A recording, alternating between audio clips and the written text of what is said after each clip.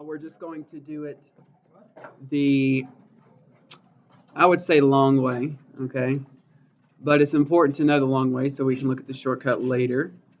But basically what you need to know is when you have an integer, which of course is not a fraction, just for example like 3 or -7 or something, and you're multiplying a fraction, you can multiply that by the top of the fraction. And then from there you can simplify. Yes, the c, well, it will stay the same unless we can simplify from there. But as far as multiplying to start out with, you don't multiply times c, you just multiply by the top. Okay? We'll do some examples. But yeah, I mean, once you multiply, you need to always simplify every fraction, just like when we converted from mixed numbers and percentages and stuff. If you have 3/6, for example, you want to simplify that to 1/2.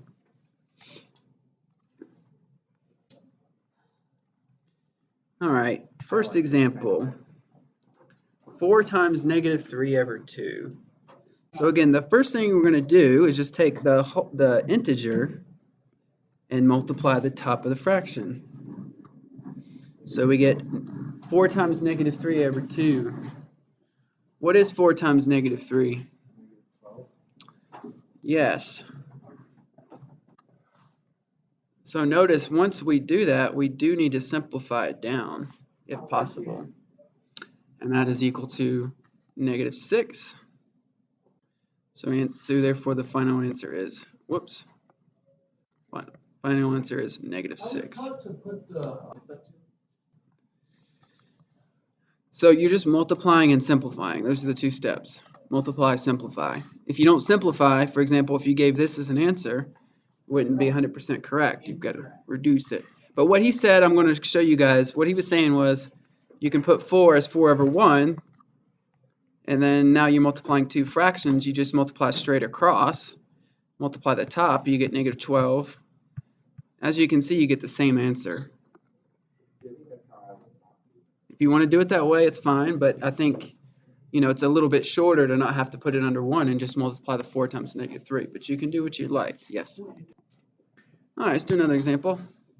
2 times 5/3. This one's even easier. What's the answer? 10/3. 10/3. You You don't need to convert to a mixed number. Nope. You can just leave it as 10/3. 3 does not go into 10. But again, the two steps are simple. You multiply the 2 times the 5, and then you just simplify to 10/3. Yes. There you go. It's easy. I love that racing. As long as you... We have -7/4 times 8. Now in this case, the integer comes second, but it doesn't matter. You're still multiplying it to the top. So it's a negative. It's going to be -56/4. And what does -56/4 reduce to? Yeah, -14. I was just looking at the 6. He's right. 14 plus 14 is 28. Another 14 is 42. One more is 56. -7/4 times 8. -14. Write down all the examples. Yep. Can only benefit you. Example 4, we got 3/12 times 20. There's actually a lot of different ways to do this problem. Okay, you could go ahead and simplify the 3/12 to 1/4. Okay, or you can just do it the way I taught you. So we're going to multiply 3 times 20. So we're going to get 60/12. And yes, that will reduce to 5.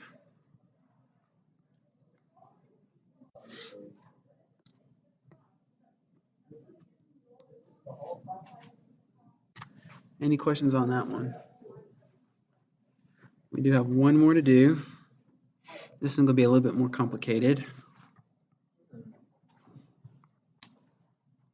16 times 5/24. Okay, so again, there are shortcuts to this. We'll talk about that tomorrow or maybe next week. For now, we're going to multiply the whole number or the integer times the top. 16 times 5. Somebody know what that is? 80 on top, 24 on the bottom. Okay, now we need to simplify the fraction.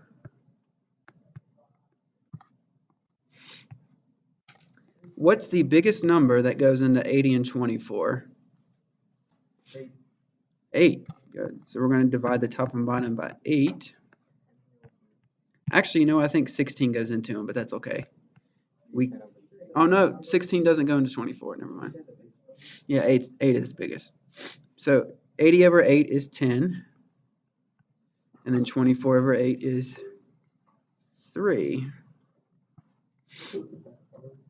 So final answer is 10 over 3. You guys think you got this?